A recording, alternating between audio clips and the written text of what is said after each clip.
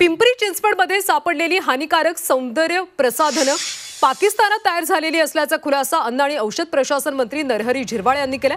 पुण्यातले भाजपचे आमदार भीमराव तापकीर यांनी याबाबतचा प्रश्न उपस्थित केला होता। विक्रेत्यांवर लवकरच खटला दाखल करू असं आश्वासन देखील त्यांनी दिले। या सौंदर्य प्रसाधनांमध्ये स्टेरॉइडचं प्रमाण अधिक आहे, त्यामुळे ते त्वचेसाठी हानिकारक असतं अशी माहिती सुद्धा त्यांनी दिली।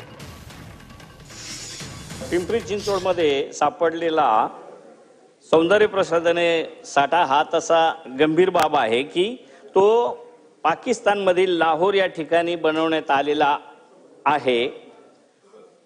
घोरी केमिस्टिक नावाच्या कंपनीकडून ते सौंदर्य प्रसाधने बनवण्यात आलेली आहेत। सदर विक्रेत्यांकडे कोणत्याही प्रकारचे आयात निर्यातीचे परवाने सापडून आलेले नाहीत।